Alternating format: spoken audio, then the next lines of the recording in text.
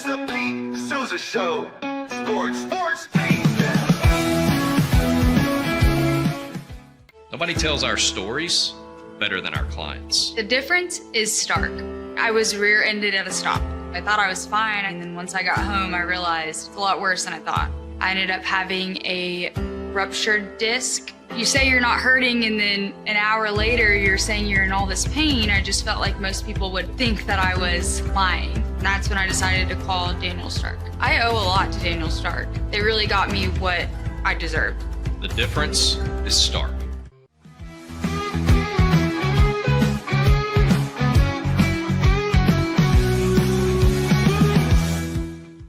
We love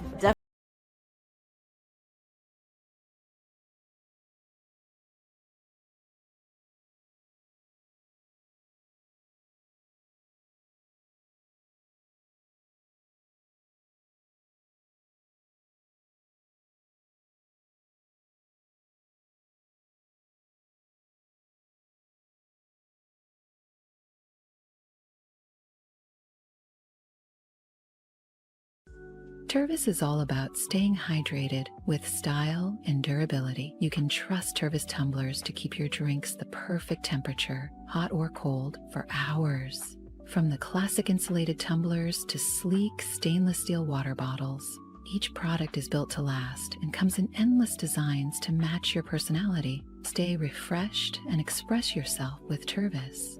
Visit tervis.com today and find your perfect tumbler.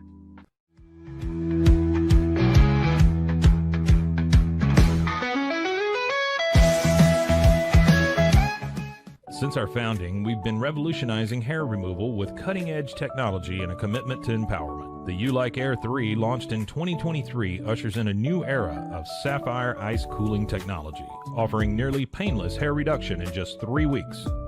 Experience the future of hair removal today at ulike.com, because at Ulike, beauty is about looking and feeling good. That's ulike.com. Ulike.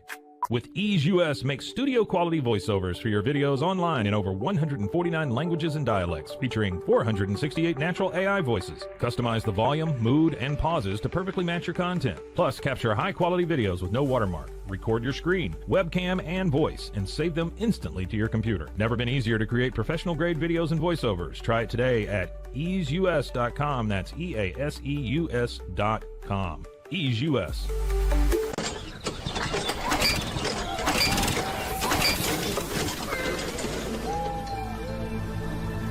Just use AMP-Pace.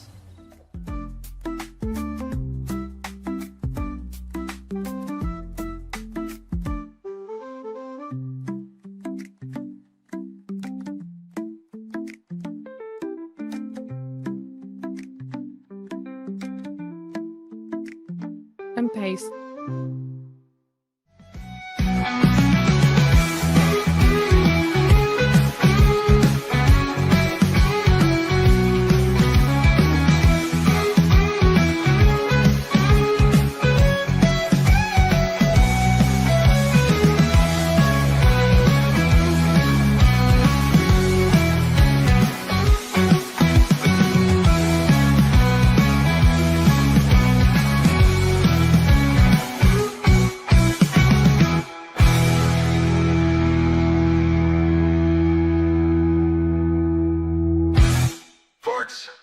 It is the Pete Sousa Show. We are back at home, baby. My brother just sent me, he actually called me, and he said, hey, I just want to let you know I got a coworker in here.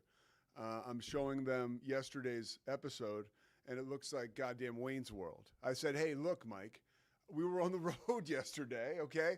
We do what we do, okay? We got to keep the content coming.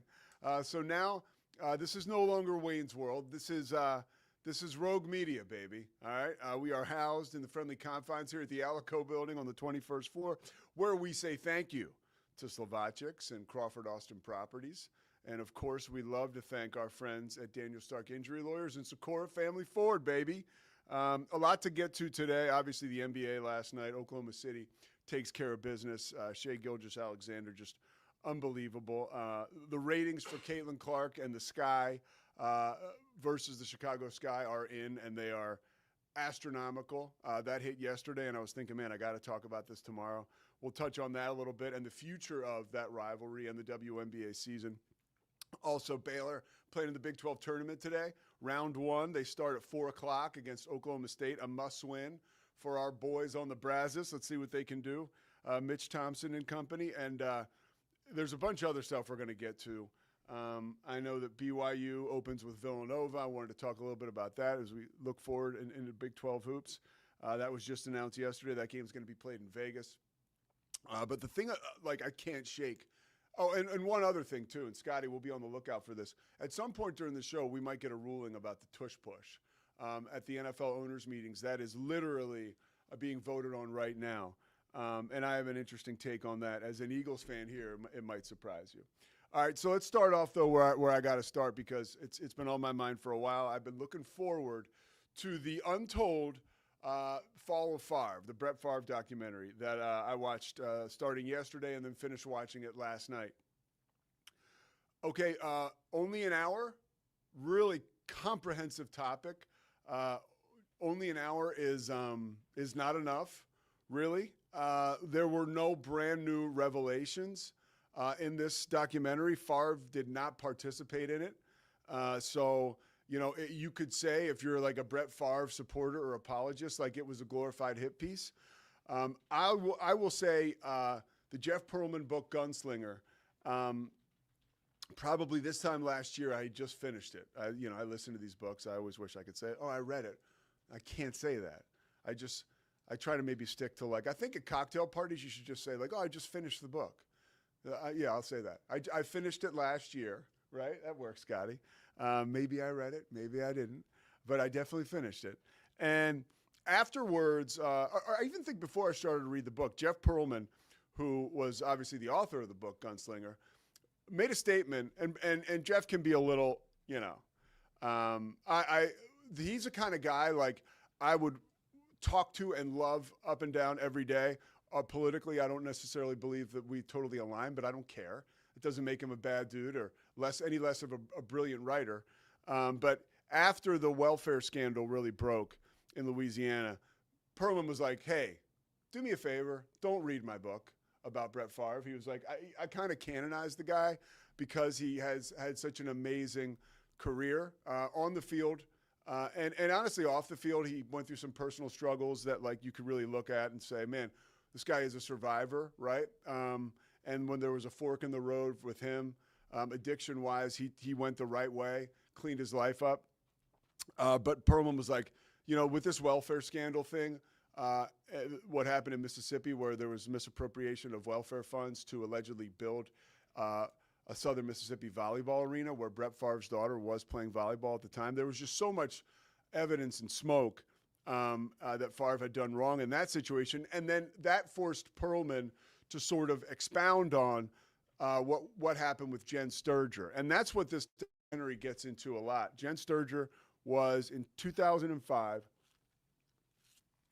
She's at a Florida State football game, Florida State-Miami. And my man Musburger was at it again. This is actually before he talked about, what was her name? Catherine, the quarterback of Alabama. I forget anyways, you know what I'm talking about. When the quarterback of Alabama's girlfriend was spotted in the crowd of the Orange Bowl when it was Notre Dame, Alabama. And Brett Favre said, oh, every young guy in America is outside throwing the football, trying to become a quarterback, basically sort of creepily commenting on how gorgeous she was. And he did the same thing with Jen Sturger 7 years earlier. ABC comes back from break, and they have this picture of Jen Sturger. She's in the front row with the cowboy hat on. Obviously, very attractive young woman. And Brett Musburger says, wow, hey, enrollment just went up 1,500 at Florida State as everybody's online applying. Who wouldn't want to go to school there? But Jen Sturger actually leaned into it. And she was like, hey, that was an opportunity for me. I wanted to get into sports broadcasting. I never really thought I'd have the chance. She was at the very forefront of social media. Apparently, according to this documentary, she was the first person ever to have her Facebook friends maxed out.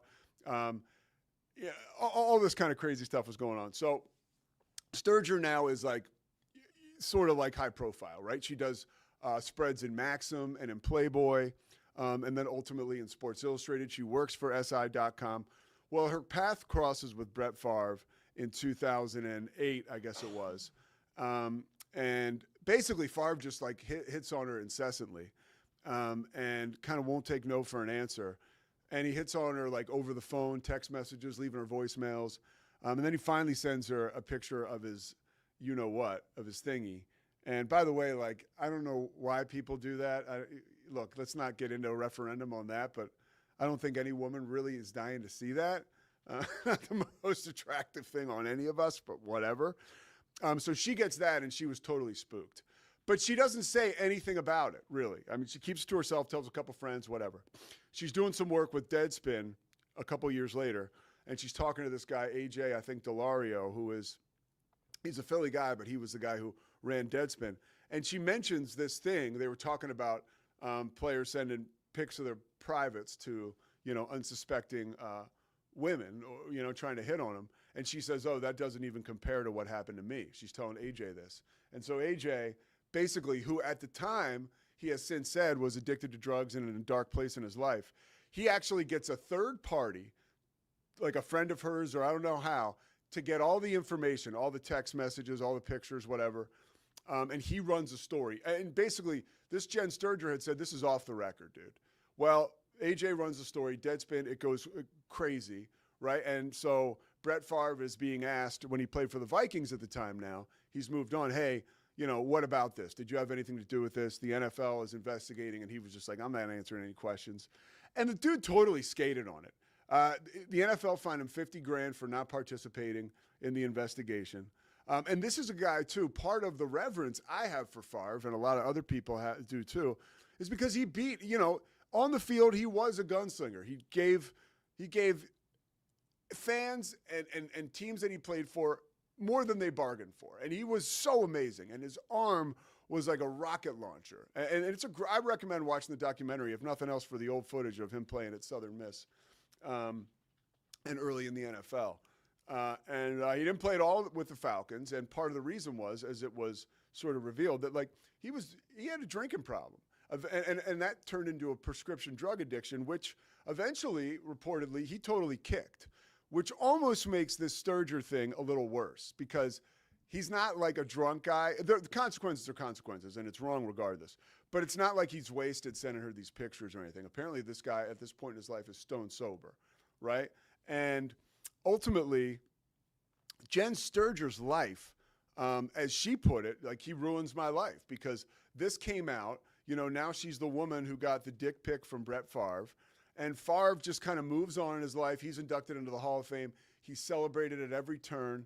And there had been other stuff about Brett Favre, too, like, obviously extramarital affairs, which is nothing new or sensational for pro athletes, but it's crappy behavior. And it's a bummer, right, especially when it was done so openly. And, again, Favre was married during this whole scandal. And then the welfare thing comes up. And that is like, there's a lot of evidence, and he hasn't been charged yet, but there's like a ton of evidence to say that Brett Favre basically used the good old boy network in Mississippi to get a building built for Southern Miss volleyball. And he knew that the funds were supposed to be appropriated for people on welfare. I mean, and I'm sure there's another side to the story that Brett Favre and his attorneys have threatened just about everybody that has gone forward with trying to prosecute him with this, and then people who talk about it, they get threatened. The producer of this documentary, AJ Perez, got threatened. But you come to the conclusion at the end of this that, like, yo, man, like, these guys, we talk about it, but they're just people. Like, you could basically say Brett Favre is just a dude from Kiln, Mississippi, who did the best he could. And somewhere along the line, the best he could turned him into a complete icon. And when you have that icon status, right, a 20-year NFL career, MVPs, a Super Bowl in Green Bay, right, for the first time since 1968, like, come on, that's Titletown. That is the biggest deal. And he was a fair-haired boy. Everybody loved him, and a nice guy, too. But obviously, like, some decisions that he made were really atrocious. And the last one about the welfare stuff is really awful. And, you know, look, man, Brett Favre went after people. I think he sued Pat McAfee for talking about it. Yeah, he did. He's not going to sue me because he'll never see this. But I love Brett Favre. I want to love Brett Favre. But it's another example that, like, yo, these are people. And, like, when you put these guys on pedestals like that, like, you are setting yourself up to get disappointed.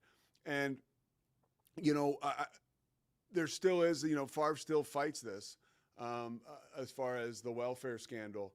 But, like, if that is true, which it looks like it could be, again, like, a lot of evidence says it could be, that's like the bottom of the barrel, dude.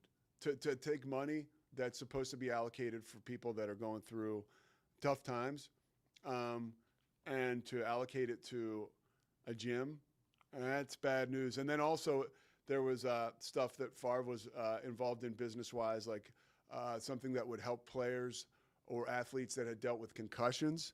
And apparently some of the money from the state of Louisiana was used to back that. I mean, it's just like some crazy stuff. And, you know, I find myself, it's an internal, like, situation where I, like, don't want to accept that this could be true. I don't. Like, I am that sucker, dude. I am like, this guy is awesome because he's awesome at sports, and I want to canonize him and treat him like the king of the world. And it's just like, dude, it's, especially in this instance, it just doesn't seem like it's that's how it is. And again, like, I met Brett Favre at a preseason game in 2000.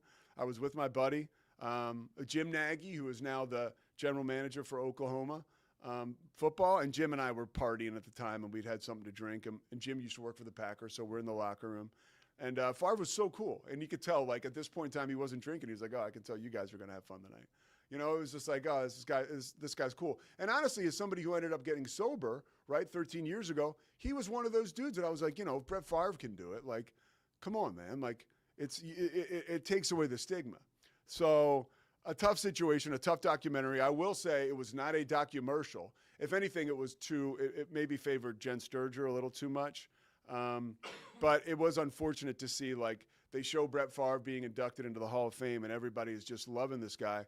And, you know, according to Jen Sturger, her career completely dissolved after this. And I'm sure, like, there's a lot of, like, trauma and stuff for her to have to deal with. I do say, and this may be an unpopular opinion, I mean, if she wanted to, whatever, this is, like, again, like a dicey thing to say, but I think, like, if she was really, really good and really, really kept at it, I don't know that would have stopped her from being the best at her craft, but maybe it did. I don't believe, some people were like, well, what did she expect? She was in Playboy, she was in Maxim, like, she had that sex appeal, like, nah, I don't buy that. Like, nobody asked for that. And so that brings me one more thing about yesterday. I was talking to a buddy of mine just to talk a little bit about RG3 and Ryan Clark.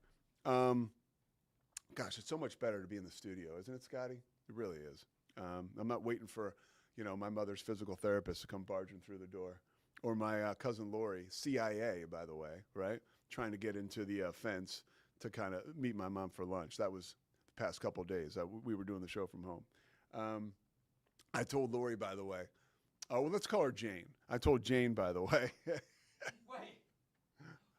Hold on. This is where I have to chime in. You can't give someone a pseudonym after you say. We're going to call her Jane, okay? Okay. So she's picking up my mom to go to lunch because she's an amazing person. And she's fumbling around. She can't figure out how to get inside the gate. And she came in, and I was like, you're my CIA agent? Like, really, after that display? And she laughed, but she never acknowledges the CIA part, which I appreciate. But no, the RG3 thing, the more and more I take a step back, what Ryan Clark did was bogus. He shouldn't have come at him that way. I was talking to a buddy of mine, black dude with a white wife, and this guy raised by a single mom who was black and was talking like, does that mean that I don't know how black women operate? You know, like he was like, because that's what Ryan Clark is saying. And he also made a great point and said, hey, by the way, like, do you think he would ever say that? Like, MJ's wife is white. Like Kobe Bryant's wife was not black. Like, do you think he would ever say that about them? And that brings me to my point about RG3, that I think as much as, and again, I talked yesterday. I had a wonderful experience with RG3, and he was beyond generous. I volunteered at a football camp of his years ago, and he gave us all cards, the volunteers, for $200 cash, after he'd spent a whole day of his time in the blazing hot sun in Waco, Texas, working with a bunch of kids from McGregor High School for free. And McGregor is not like, it's not like going to school at Highland Park, like those are, it's a tougher area, a little more need there. So like, that was an amazing thing that he did. But I do think like the teammate, not being a great teammate thing is where this comes from. And I think guys in the NFL, Ryan Clark is a reflection of this. I think they think he's kind of corny. I think they don't respect him. And I think that that's why a guy like RG3 gets thrown into this. I'll tell you right now. So I'm reading a book yesterday on the plane. This was something, I shared this with Scotty. And it's a book by Michael Lombardi, right? And it's all about football. It's really good, right? And let me see, what's the name of the book? Let me look at it real quick here. Because I want to get Gridiron Genius. Okay, it was released by Michael Lombardi. Michael Lombardi, football executive, football coach, worked with Al Davis, Bill Walsh. He's a genius, right? He's now I don't know how smart he is now, though. He's working for Bill Belichick again in North Carolina. He's the football general manager there. But anyways, he tells this story, okay, and he's talking about free agency. And this, I just happened to be reading this yesterday, and how when he was working in front offices, Mike Lombardi really wanted to dig into the character of NFL free agents they might sign coming from other teams. And he says this in his book, and I quote, "A recent very high pick," and this is written in, I think, 2017 or 18, "a recent very high pick was dinged by his college teammates. Check that. They flat out hated him. They refused to attend his private workouts, for heaven's sake. But the team that drafted him chose to ignore all that. And today, most of the teammates he's had feel the exact same way his college teammates did." And here's the last line. "Trust me, injuries are not the only reason Robert Griffin III has had such a hard time finding a job." And that's, I think, around the time when RG3 ended up signing with Baltimore, maybe. And I think maybe that's when he played with Ryan Clark. I'd have to check that. But so I believe this whole thing stems out of, it's kind of like not quite as deep as it seems. Like, I just think like Ryan Clark's like, yeah, if I'm going to make an example of somebody to prove my point, like it's going to be RG3. And, there's clearly a little contention between the two of them. And, that's no way to go about resolving a situation like that. But at the same time, I think the more and more I hear, and being around Baylor, being here in Central Texas, there is like, you do hear once in a while that RG3 just wasn't the best teammate, right? And it's not like you have to go mining for that information. What I will say today is what I said yesterday. This is all like sports stuff as far as RG3 is concerned. As a man, as far as integrity, as far as being a good dude, I have no reason to believe that he is other than the person that I had an experience with and that we all read about it. And when it comes to the depth of the guy, he's a good guy. But a little corny maybe, a little selfish in the locker room. And just like Brett Favre, right? Somebody who, and Scotty, you can weigh in on this real quick. When RG3 wins a Heisman Trophy, right, for Baylor in 2011, a kid who played in Copperas Cove High School and then goes on to be, I guess the Washington Redskins at the time mortgaged their future to draft him, right, in a draft day trade. And he has an amazing rookie year. I mean, everything in there is lined up for a guy to maybe lose perspective on success. But for now, Scotty, give me, I guess, an idea of the impact and the celebration that was around Robert Griffin, a Baylor guy, winning the Heisman Trophy at that time. It was my freshman year of college. Oh, so you were at school. So I remember it well. My first football season as a college student was that year. Okay. And I have never seen anything like it. I've never seen anything. It was a bigger deal than the Big 12 championships that came a couple years later. It was the culmination of about 15, 20 years of Baylor football being, I think, literally the worst program in Division I college football from a wins-loss perspective. And campus was electric. That this was our guy, you know, and I shared with you, I've had a few experiences with him both that year and as an adult since, and he's been delightful. I think it is interesting to consider his reputation amongst the general population or amongst the public or even at Baylor amongst like students and his teachers and anyone in the community that interacted with him. Yeah. I think have all had a very positive experience. Yeah. You shared your story about the camp. Yeah. I think that's a very typical RG3 story. So I think he's a good dude. I think it's also hard to dismiss when there's smoke, there's fire. Yeah. What is it like actually working with a dude day to day versus Yeah. knowing him as at a more distant public level? Yeah. So it's all very interesting. But to answer your question, yeah, I mean, he lit this campus on fire in Waco. Everyone loved him. Yeah. We had a huge party to celebrate his Heisman Trophy win, me and some friends. And then I remember they did when he was on the cover for EA NCAA football the next year, they did the big photo shoot on Fountain Mall, which is right at the center of Baylor's campus. And had like a huge, like, students came out and gathered around this tent while he's posing and they're taking the photos, and it was like this continually hype thing. Yeah, and it was really special. It was a special time to be at Baylor. Yeah, and that's a window into like the celebration around him. I mean, a different sort of situation, a lot different, but you could compare like breaking that drought at Baylor, having a reason to cheer, you know, Brett Favre in Green Bay, like, oh my God, this guy brought us back to championships, right? Title town. Yeah. And I think the one thing about RG3, and we'll put a bow on this topic, is like, you know, he doesn't portray like this selfish image when you see him, right? Like, not at all. Yeah. Like an example I used was like, I'm looking forward. Howard Bryant just released his book on Ricky Henderson, and Ricky was a real character, right, from what I know. But he always referred to himself like, hey, Ricky this, Ricky that. You know, like he didn't remember anybody's name. He was just like in his own little world. And I think that like when you're like that publicly, people are like, oh, look at Ricky Henderson. He's selfish. We get a kick out of him. He's a character. You know what I mean? But with Robert, it's like, wait a minute. You're seeing all this over here, right? Like the public eye and the perception is that he's this amazing guy. But he stunk as a teammate in the locker room and at ESPN, according to Ryan Clark. But, you know. According to those guys, yeah. According to those guys, yeah. But yeah, man, I mean, it's just hard. People are complicated. He is out of the box. Like, he's a weird cat. Yeah. Everyone knows this. Like, that's public. He owns that, right? Yeah. That's not me talking crap about him.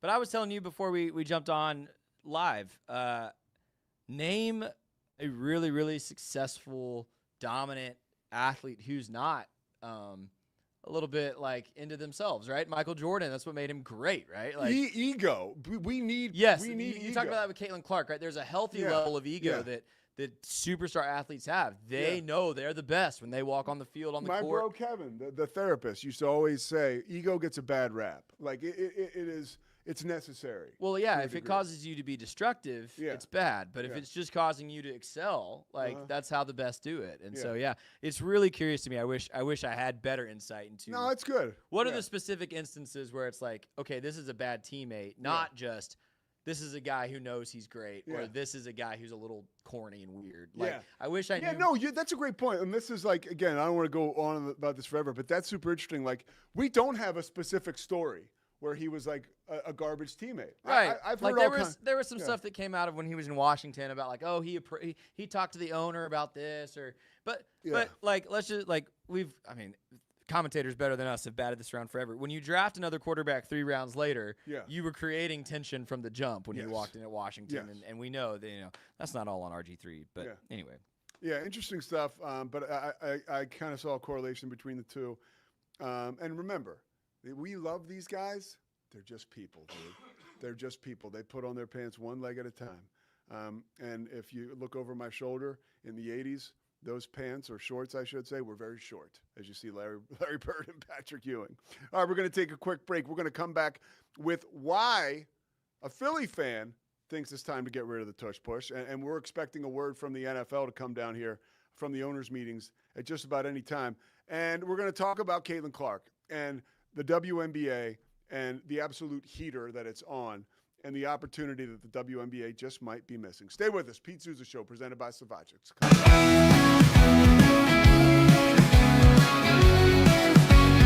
For 75 years, Nalgene Outdoor has been your trusted companion, fueling adventures and helping protect the planet. We're committed to reducing waste, improving access to clean water, and providing simple, safe, and sustainable products for you and your family. No gimmicks, just durable, well-designed bottles built to last. Join us in our mission to amplify life, not complicate it. Because at Nalgene, what goes into our bottles matters as much as the adventures they fuel. Explore more at nalgene.com. That's NALGENE.com. Looking for tickets to the hottest shows, games, and events? Ticket Liquidator is your one-stop shop for great prices, no hassles, and guaranteed tickets. Since 2003, we've been connecting buyers and sellers, providing access to sold-out events at prices lower than most secondary market options. Whether it's sports, theater, or concerts, our massive nationwide network ensures you get the tickets you want, guaranteed. For the best seats at the biggest events, start with Ticket Liquidator today at ticketliquidator.com. That's TICKETLIQUIDATOR.com. Ticket Liquidator. I'm Hunter, the founder of Hello Cake, and today we're digging into ED meds. The number one thing we hear is that guys are sick of waiting for ED meds to kick in. Traditional ED meds take about an hour to kick in as they have to go through your digestive system, where Hello Cake's ED medication dissolves under your tongue and works in about 15 minutes. That's about 3 times faster than traditional ED medication. Curious about ED meds? Go to hellocake.com.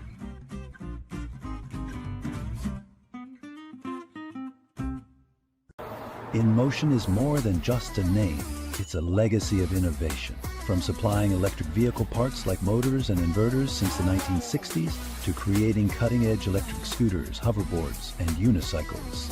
In Motion is shaping the future of mobility. Whether you're looking for industrial power solutions or accessible personal transport, In Motion has you covered. Explore our products and experience the future of movement. Visit store.inmotionworld.com today. Is your Mac running slow? Mac Booster 8 is your all-in-one solution to clean up 20 types of junk files, remove malware and viruses, and protect your device. It also optimizes your Mac's hard disk, fixes disk permission issues, and cleans memory, all to boost your Mac's performance to the max. Get your Mac running like new again with Mac Booster 8. Visit macboost.net today. Finding a sleep sack that my baby likes has been a struggle. The sleep sack from Joy is a major upgrade. It's all natural eucalyptus, which is breathable and hypoallergenic, which is really great for your baby's sensitive skin. And it's made with Climatech, which regulates your baby's temperature. You can also get Joy's crib sheets, which are made of the same super soft material. Joy gave my baby comfort and gave me peace of mind. At Mapiful, we believe in celebrating your journey, past, present, and future. Our unique personalized products are designed to boost your confidence, elevate creativity, and honor what matters most. From custom home decor to meaningful gifts, we help you cherish the memories that make you who you are.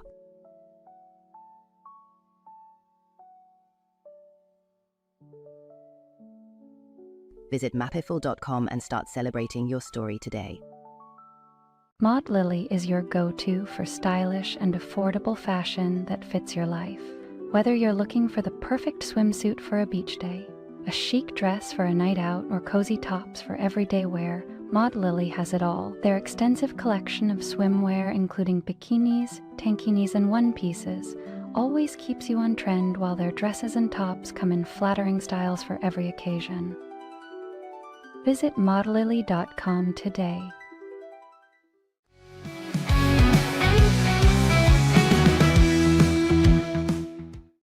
So if you're watching and you just, were able to kind of just feel the vibes of some of those ads, I want you to keep in mind that if you have a huge business or, you want to advertise with a rocket ship as we continue to take off here, why don't you let us know? And maybe we could eliminate some of those ads in between the segments with some of yours, right? We are presented by Slovakics, and no shade on Daniel Stark Injury Lawyers. We love those ads. NFL, quick. Let's catch up on some news and notes. And one major piece of news. Okay, NFL owners. This was yesterday. Passed a resolution, 32-0. This is obviously at the spring meetings that will allow players to participate in flag football during the 2028 Summer Olympics in LA. This is a release from the NFL. It goes on to say a maximum of one player from each team will be allowed to participate, and each club's designated international player is also permitted to take part for his country. And Robert Goodell had a quote, this is good news, and it's a decision that was anticipated since the International Olympic Committee voted in October of 2023 to add flag football to the 28 Summer Olympics, the first games in history. Not long after, the NFL announced it would begin working with the NFLPA to allow current and former players to potentially compete in the Olympics. Since then, a fervor has grown in the hopes that NFL players will quite possibly be able to do this. So that's pretty cool. I mean, you kind of get like a hearkening back to like the dream team, right? I mean, what kind of squad are we going to put together? I know not Stefan Diggs. Who was it? Someone came out and they were like, hey, I can't wait. Justin Jefferson. Justin Jefferson was like, I'm so pumped to do this. And you know what's cool? I do think we're going to see a lot of like really, really talented NFL guys, and especially obviously skill guys, because if you look at, like, I know this from calling games, like, and even sometimes in basketball, like when you dig into a lot of these guys' backgrounds, there's a lot of track and field dudes out there who, when they were in high school and maybe even in college, had dreams of being in the Olympics. Now that they have an opportunity to be in the Olympics in another, I guess, realm, right? Not track and field, but still to compete, especially in LA. I would imagine that so many players are going to be up for this, and it'll be so cool to see how this shakes out. My one fear is, you got wide receivers like Jack Besh, right, who just is drafted by the Raiders, and he's getting ready to play. Like, will a guy like Jack Besh lose his job now to like Vitas Jakomowski from Poland? Like, because now we've got like a total global deal going here, right? Like, will we get like possession guys now coming out of Russia that turn into like the best football players ever, like we saw with the NBA? Like, is that possible, Scotty? What are your thoughts on this? So here's what's interesting, and it kind of has a parallel with NBA versus 3-on-3 basketball. Yeah, but I think it's different. Flag football is a different sport. It is a different sport. Like, it is fundamentally the same, but it's not. Yeah. So actually, one of the really interesting debates when flag football was added to the Olympics last year was, that very notable flag football quarterback came out and was like, it's embarrassing that NFL players think they can do what we do, which is hilarious, by the way, which is hilarious. Like, if you think Patrick Mahomes can't go play flag football well, that's crazy. But I will be intrigued to see how many NFL guys make the Olympic roster versus guys who've been playing semi-professional and professional flag football. Because it is different. The moves you make are different. The way that you have to be elusive is different. It is different. It is different. I'm not doubting that. And I think some NFL guys that will make the Olympic team are not guys who start in the NFL. So, for instance, Shahan, our buddy, tweeted. Shahan Jayaraj, CBS. I think it was him that I saw tweeted. It was either him or Paul Catalina. It was one of those guys that we've had on the show. Yeah. Tweeted, I need the Olympic team to get Deuce Vaughn. Deuce Vaughn, not going to be a starting running back for the Dallas Cowboys. Yeah, no. But with his stature and with his skill set and his ability to shift, could he be the best flag football player from the Dallas Cowboys? Probably. Him or Turpin, right? Like it's just interesting to think about. That's a great point. And then I got a question for you now. What happens, like, are these guys really going to try out? Like, is Justin Jefferson going to have to try out? Like, yeah, I do. I think he has to. But he didn't want to try out. He's Justin Jefferson. Yeah, I understand that. But I think if you are, and I don't know who it is, we should do our research and come back to this. Whoever's the head coach of the United States. There's no coach yet. Whoever's going to be the head coach of the United States Olympic flag football team. Yeah. Yes, I think you have to try out these guys, all of them. Put them in flag, because the drills are going to be like, it's not, can you catch a football? Can you run a route? Yeah. Yes, Justin Jefferson can do those things better than almost anybody in the world. All right, but let me when you catch the football, can you avoid getting your flag pulled? It's a different skill set. It's a different skill set. It is. It is. It is. They do the spins, Yeah. and they do the other move they do is the dips. Have you watched flag football? Yeah. These pros, they're running full speed, and then all of a sudden they drop their hips and do this dramatic dip to the ground because then guys whiff on the flags. So you're telling me like Jack McMichael from Boise is going to be running circles around Stephon Diggs? I don't know. Yeah. I don't know. I think it's fascinating. I think that's the most interesting. It is. Yeah. I don't know how it's going to play out. Yeah. Because in an NFL football game, if you're Justin Jefferson, you're running with the football, you're not suddenly going to stop and drop your hips to the ground like this because the tackler is just going to put you in the dirt, but maybe right? you have to learn But a in second flag- skill. That's what I'm saying. Yeah. That's what I'm saying. Which means there's a lot of work put in. Look, here's another, just some more background. Offense. So this is what they can do, right? And for people who don't know, quarterback. These are who is on the team, right? Quarterback can only run past the line of scrimmage after first handing the ball off and receiving a lateral or going out for a pass. Center. The center actually can go out for a pass immediately after snapping the ball. Wide receiver in the back, they can line up as either a standard running back or wide receiver. Defense, you got 3 guys as well. A rusher who can rush the quarterback from 7 yards off the line of scrimmage. A defensive back who essentially functions as a traditional cornerback. And a safety who prioritizes defending the pass over the run. Okay, and let's just quickly, some rules, right? Why not? You want to talk about rules? Yeah, come on. Okay. The flag football rules. The field is 70 by 25 yards. 40-minute games, 2 20-minute halves, including a 2-minute warning. 4 first downs to reach midfield, and 4 downs, to score a touchdown. So that's interesting. 4 down, reach midfield. What does that mean? You get a first down or something if you reach? Yeah. So Okay. I've played flag football under these rules before. So Okay. yeah, the only first down you can get is at midfield. Okay. So wherever you start with the football, you got to get to midfield, and And then then- it resets. You get 4 to go score. Okay. Yeah. No run plays within 5 yards of the end zone, so the tush push is out there. Overtime, if score is tied, with each team getting an equal chance to win. It's already better than the NFL's. All right, now let's check out a possible roster. This was put together by CBS Sports. Ooh. Okay? Your number 1 quarterback would be Jaden Daniels. Okay? And he can play running back too. Jahmyr Gibbs would be a running back wide receiver. Justin Jefferson, we talked about him. Jamar Chase. Yep. Travis Hunter. Micah Parsons could be one of your rushers. Nolan Smith could be a rusher. Derek Stingley will be a D-back and a safety, and Maxwell Harrison, a D-back and a safety. Let me give a little Baylor guy a shout out. You know who's probably really good at flag football is Jalen Petrie.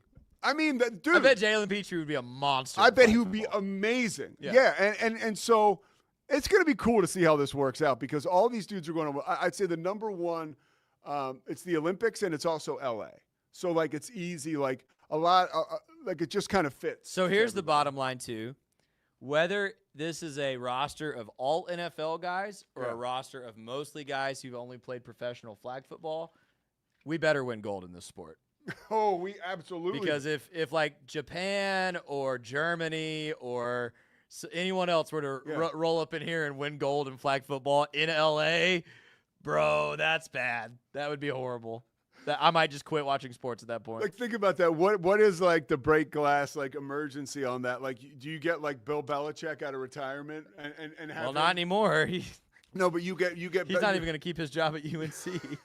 You're like Belichick, man. We need you to coach this team. It's like when USA Basketball bottomed out and they got Coach K involved and like they retooled the whole thing. Here's where, because I've spent all this time talking about how NFL players may not just automatically adapt to the sport because it's different. Here's where NFL players will just dominate. Travis Hunter can cover any other country's receiver better than anybody else right now. And I bet Justin Jefferson and Jamar Chase, even if they don't have all the flag football like juke moves and dips and spins down, they can probably outrun any other defensive back from any other country to the end zone. I agree. Right now. I agree. Like game over, dude. Yeah. And just dude, it's this simple. I don't care if he's going to be old in 3 years. Get Mike Evans out there, and you just run a jump ball fade every time. I mean, how is any other country going to stop How are you going to stop that, dude? Yeah. Yeah. and it'll be interesting, too, to find out, because I don't know about this. But, like, you know, okay, so it's 2025. Will they have, like, in 2026, will they have, like, a qualifier? Or will they – I have no idea. Will these guys get to start learning how to play flag football? We will find out. And, you know, at the end of the day, it's not like this like throwaway deal, like because we think of, oh, it's like a novelty. Hey, dude, it's still a sport in the Olympics. You're competing for a gold medal. You know, that's a huge deal. And it could be a sport in the Olympics for the rest of eternity, you know? So it's there's high stakes here. What are you most excited about for this? I think just the talking points, man. Like, we're gonna get hype when we find out who's trying out, who makes the roster. Like, what happens if you said Jaden Daniels, I said Patrick Mahomes earlier. What if it just so happens that like the greatest flag football quarterback in the world is like a bad NFL backup quarterback? Oh, it'd be amazing. Like that's what I'm saying. Like those talking points are gonna be so fun. Like I was talking to you about Joe Milton this morning. Like, Joe Milton never starts in the NFL again, but then he's the United States starting flag football Trey Lance. Yeah. You know, a guy like that. Yeah. Perfect example. How sick Tim Tebow comes out of retirement. Now we're talking. Come on, man. Like, it's just going to be funny. It really is. And so with. that'll be a lot of fun as we ramp up to that. One other thing that was fun and that Scotty had talked to me about, and I noticed yesterday, was the WNBA and the ratings for the Sky and for the Fever. I mean, unbelievable. The New York Times, I saw it first there. First of all, the game draw, there it is right there, 2.7 million viewers, right? That is amazing. Beat Mets Yankees on Sunday Night Baseball, right? Like, think about that. That is a huge deal. People are, forget about, we're not going to roll around the mud with, like, not today at least, with, like, that squabble and stuff that went on between Caitlin Clark and Angel Reese. But, like, yo, man, like, there's something to that. Like, the rivalry continues to stay energized. So you look at what's going on now. So these teams, one thing you got to remember, they play each other a lot. And it turns out that CBS will be the main benefactor for this, right? The Fever and the Sky play 4 more times this year, as I can tell. And they're going to play on June 7th. And that'll be, I think, that'll be prime time. And CBS owns the rights to that. Now, will CBS put that on CBS Sports Network? Or will they get a bug up their ass and tell Tracker to take a night off? And will they put it on main CBS? I think that will be brilliant. And I think for the WNBA, that would be quite a moment. I have no idea if that will happen or could happen, but it's something I thought about. And then CBS has another primetime event, August 9th at 7 p.m. They got to put that on main CBS. They have to, in my opinion. If you can't put that on CBS Sports Network. If you do, I think you're missing a huge opportunity. And if I was the WNBA, I would be pissed. All right, we got breaking news in here. Tush push, okay? The final vote. 22 to 10. So that means it will not be banned because they needed 24 votes. I want to make sure I get this right. But that's what Adam Schefter is saying. So there you have it. A ban of the tush push did not receive enough votes at today's league meeting in Minnesota. So the play remains legal. Look, I am an Eagles fan, obviously, okay? That tush push has done a lot for the organization, I guess. I think it's Bush League. I think it's just like, it's a lame excuse for a football play. It reminds me of little kids when you had a team that would run like the swinging gate or some crap that nobody could stop. I think it should be disallowed, and I think eventually it will be disallowed. I think that what was, from my understanding, you really can't, there's not enough injury data to back up why we shouldn't do this, right? But there is data maybe to say that there will be injuries going forward. And that's probably one of the things that they tried to push in that vote, but it didn't go through. And I guess it was the Packers who really were pushing for it. So that makes, here's what I do love. That'll make the Eagles-Packers rivalry even more hated. I love when that stuff kind of comes back onto the field. Look, I'll be fine when the Eagles use it again next year. I think it's like aesthetically, it's just stupid. And it's JV, and it's a shame the NFL can't find a way to stop it. Go ahead. This is so funny. I'm a Cowboys fan. Yeah. And I could not disagree with you more. Well, tell me why. I don't know. I kind of have that old school mentality of like, this is on every other team for not knowing how to stop it. Like, I think you have to adapt here. I think you have to find your defensive tackles, your linebackers coming over the top. Like, I think you have to find a way to stop this play. The quarterback sneak has been around forever, and it's hard to stop. Yeah. Like, people forget Tom Brady was actually one of the GOATs at the quarterback sneak, right, when you need a yard. This is just a natural evolution of that. Jalen Hurts was special at running the football before this. Yeah. I don't see it as something that needs to be banned. I think, and here's the other thing I think too. So my perspective as a fan is, even if it looks ugly, it's football. Figure out how to stop it. My perspective for the NFL from an optics perspective, I'm really glad it's going to survive, only because even if it gets banned next year, I don't think you want to ban this play immediately after the Eagles win the Super Bowl. Because I think that looks optically too much like you're targeting one team that just won. I think that looks bad. I think next year, let's say the Chiefs win again, or like the Commanders break through, or somebody else, then you ban the tush push. I think that already feels a little bit better than you ban it the year after the Eagles win a Super Bowl. Well, as an Eagles fan, I'll say I think we could be doing. There's a reason why it doesn't work, or other teams don't use it to the degree the Eagles do. The Bills have used it. They have, and guess what? It didn't work last year when it needed to work the most, right? In that AFC title game, they didn't get it, and so like the Eagles and Jalen Hurts and that amazing offensive line, like maybe they could be doing this regular, you know? Yeah, I just think football. The best football coaches. I heard Belichick talk about this actually this past week. The best football coaches adapt to their personnel. Yeah, and the Eagles, for 5 or 6 years now, have had the best offensive line in the NFL, including the best center in the NFL. It seems like they might have hit lightning twice and have the best center in the NFL again, right? And the most durable between the tackles quarterback we've seen since Cam Newton, easily, in Jalen Hurts.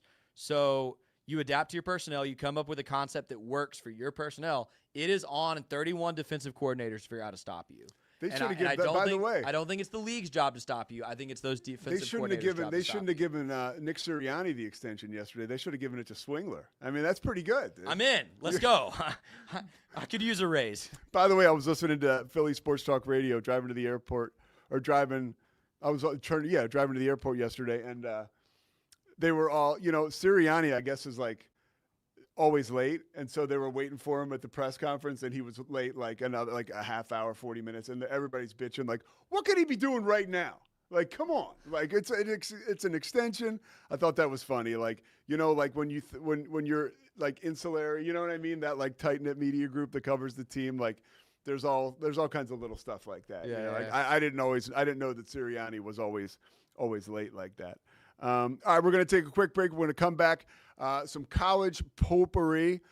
Kelvin Sampson got extended by the Houston Cougars. My interesting question there would be, I wonder how that affects the coach in waiting with his son Kellen, because Kellen's next, and that's a guarantee.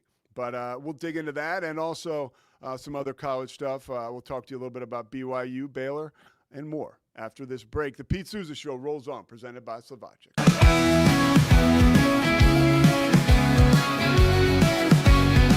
Nobody tells our stories better than our clients. The difference is stark. I was rear-ended at a stop. I thought I was fine, and then once I got home, I realized it's a lot worse than I thought. I ended up having a ruptured disc. You say you're not hurting, and then an hour later, you're saying you're in all this pain. I just felt like most people would think that I was lying. That's when I decided to call Daniel Stark. I owe a lot to Daniel Stark. They really got me what I deserved. The difference is stark. We definitely love our relationship and love Extraco. It's been an amazing experience. They made the PPP process easier. They were reaching out to me saying, what can I do to help you? That made a huge difference, because my stress level, when we shut down, to afterwards was night and day. Our experience with Extraco has been phenomenal since the very beginning, so we love Extraco. I don't know, if Bubble wasn't here, I don't know what people would be doing, like making PowerPoints or something. Bubble allows you to make it real and for it to actually work. So I feel like Bubble bridges that gap and being able to give people the opportunity to make their ideas come to life really quickly too. I love that I can sit down and build something the way that I think it should be built and have the control over it. Bubble turns ideas into fully scalable apps. Try Bubble today. Hi, I'm Jo from Face Theory. You're going to want to have a specific goal for your skincare routine. What do you want to achieve? Active ingredients are really strong, and if you're using too many at once, your skin can get overwhelmed. Don't overspend on products. Choose products that have scientific research behind them. At Face Theory, if you're not happy with a product, just say so, just give us a shout and we'll give you your money back, no problem. I know you're gonna love this Kodak Dot Plus printer. You guys just connect it to your smartphone and then you're gonna use the Kodak Photo Print app. It's going to print you a 4x6 photo. I am just in awe. I love how these turned out. Also, the printer comes with a free cartridge of 10 photo sheets. I can assure you, you are going to love this printer as much as my family has. You guys have to check it out for yourself. Streamline event and appointment booking with Amelia's sleek, modern, and fully customizable booking forms. Tailor the colors, fonts, and design to match your brand and seamlessly integrate with your WordPress website. Whether it's for events or appointments, Amelia makes booking simple, stylish, and perfectly aligned with your business. Enhance your booking experience today at WPAmelia.com. That's WPAMELIA.com. Amelia. When you learn a language with Babbel, you start a journey that takes you further and further. Anytime and anywhere you wish. It's easy and fun. Broadens your horizons and keeps your brain fit. A journey into new thoughts, new cultures, new adventures. So what are you waiting for? Start your journey with Babbel now. Go to babbel.com or download the app. BadCreditLoans.com is a pioneering service provider that has carved a reputation in the financial industry for its dedication to helping individuals with bad credit secure loans. By making timely repayments, borrowers can gradually repair their credit history, thereby increasing their chances of securing better loan terms in the future. BadCreditLoans.com serves as a beacon of hope for those with bad credit. Simple, fast, and reliable loan application process. And its commitment to responsible borrowing makes it a trusted partner in the journey towards financial stability.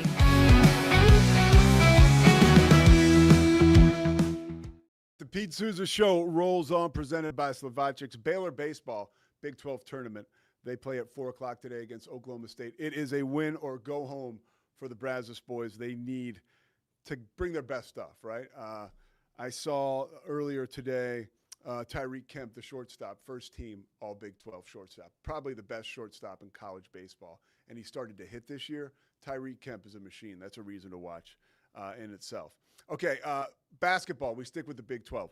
Villanova and BYU, they are going to open their season playing each other. That game will be in Vegas, okay? And also, too, you notice from that graphic, you see Kevin Willard and the great A.J. DeBonsa. That game's going to be on Turner, right? Right now it's going to be on TNT Sports. So here's the good news, BYU fans and Villanova fans. This is going to have a huge game feel. And what I mean by that is, don't be surprised if you turn your television on and, lucky for you, you don't have to listen to Pete Sousa call that game on ESPNU or ESPN Plus. You'll be probably watching Kevin Harlan or Spiro Ditas, right, call that game. Maybe Ian Eagle. Like, think about that. That will have a huge feel for that. BYU, prime time. It's on a Monday night. It's part of a doubleheader. And here's some more good news. I think that it'll be an absolute rout. Villanova is really, really finding their footing. It's funny, too, because I was back home in Philadelphia. I grew up in Villanova, was walking around the block with my elderly mom. We're walking her pup. Mom can't do it alone anymore, so the big guys home are doing it together. And we go by the general manager for Villanova's basketball program's house, Baker Dunleavy. And I actually have known Baker through some mutual connections, but I know his wife. I played high school basketball for his wife's dad, Tom Inglesby. Amazing family. Tom Inglesby's the man. Martin Inglesby is now a head coach in college basketball, I think, at Delaware. Anyways, great family. Cool to talk to Baker. He came out. His kids were amazing. But we were talking about college hoops, and he was like, we're working on, early season schedule, like some power players. Now, at that time, he obviously knew this was going to be released. This was on, I guess, Friday or Saturday. Now we get the news late yesterday. This is a huge opportunity for Villanova. I think it will show just how much better the Big 12 is then the Big East. And I think Villanova, as they try to find their footing, I get the feel this could be like Baylor going to Gonzaga, right? Like early last year where it was just a complete romp. Now that game was really more of a home game for Gonzaga, as this game could be too. You know, like Salt Lake City, Provo, and we know, you know, Church of Latter-day Saints people are everywhere. We have learned that thanks to BYU fans. But, yeah, that'll be an awesome opportunity for Villanova to maybe get a quad one win and for BYU to show their stuff. Kevin Young, the biggest rumors around Kevin Young now is like how long will he stay at BYU, because there are NBA, you know, some of those amazing NBA relationships that have helped players come to BYU, right? A player like Rob Wright who wants that development. There's a reason for that because it's very real. Kevin Young is amazing. And some NBA organization may want some of that, specifically his Suns or his former team, the Suns. So I know we're going to be warding off rumors and stuff like that all year long for BYU. One last cool note about BYU, and I love stories like this. We talk about A.J. DeBonsa, right? $7 million man, whatever, he's getting paid. Worth every penny. Pretty cool that a school for us, a school in the Big 12, is able to put that together.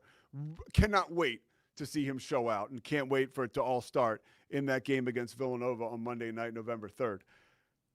Read this today, okay? Now think of all the accolades for DeBonsa. 2023 FIBA under-16 gold medalist, 2023 Massachusetts Gatorade Player of the Year, 2023 NBPA Top 100 Camp All-Star. That's a big deal. 2024 Nike Peach Jam Offensive MVP, 2025 McDonald's All-American, ESPN's top-ranked recruit in the country in 2025, obviously. AJ does not have his driver's license yet. He's working on it. So he's got all that hardware, all those accolades, but doesn't have his driver's license yet. I'd be like, yo, dude, don't hurry. Like, first of all, Provo's beautiful, and it's probably even better looking as a passenger from a back seat of a Range Rover for whoever's driving you around.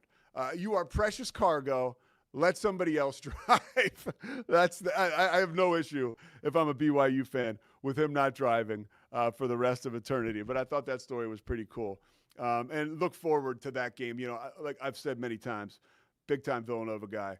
I'm really looking forward to seeing how Kevin Willard and that new-look Villanova team will test against BYU, who is just going to be better and better and better when you consider BYU brings back the likes of Richie Saunders and brings in guys like DeBonsa and then Rob Wright as a stabilizing force running point. And, you know, the head of the snake is Kevin Young. So going to be an uphill battle for any opponent against the Cougars this year. But for Villanova, it starts early. But a really cool thread for that game. And as a basketball fan, like, you know, no shade. It's not going to be on ESPN. That's fine. You know, ultimately that could maybe eat into like a game that I might do. But it's for the greater good of the game, right? We'd rather hear Kevin Harlan open up that one than Pete Sousa. So pretty cool move for college basketball. All right, that's it for today. We will be back tomorrow. Anything else, Scotty, we missed? Kelvin Sampson got a new deal. Scotty B told us up top. Yeah. And I mentioned that. What's Scotty B say? 4-year contract extension. All right, over under. How many of those years does he coach? Over under. Let's say 2 years. Over under. Over. Over 2. I think so. Wow. You don't? I say it's a push. I say after 2 years he moves on. Yeah. All right. Yeah. I mean, just because I think, you know, his picture's behind you there on our set, so I had to make sure we got to that. That's literally 15 minutes before I got engaged. There's Christy right there. She doesn't know what's going on.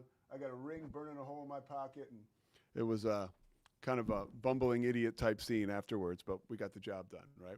All right, the Pete Sousa Show marches on. We will be back tomorrow. King McClure, we're going to have him on Friday. We're going to talk NBA draft and all that's going on with the transfer portal. Not quite sure if we're going to have a guest tomorrow or not. We had a guest Monday and Tuesday. I just love being able to vibe in the studio. We got a lot of stuff we got to hit. At some point, we're probably going to have to make this show longer. Like, subscribe, please. We appreciate it. We love it. Have a great day. It's the Pete Sousa Show. Sports. We'd love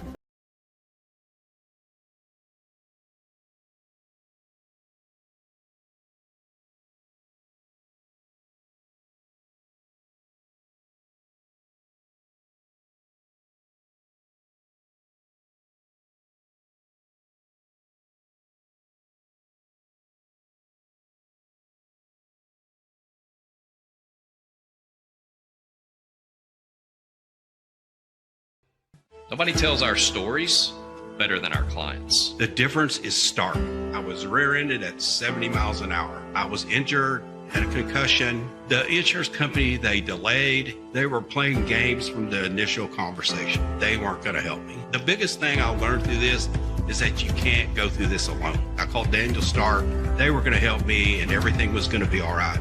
Daniel Stark got me 10 times the insurance company offered. The difference is stark.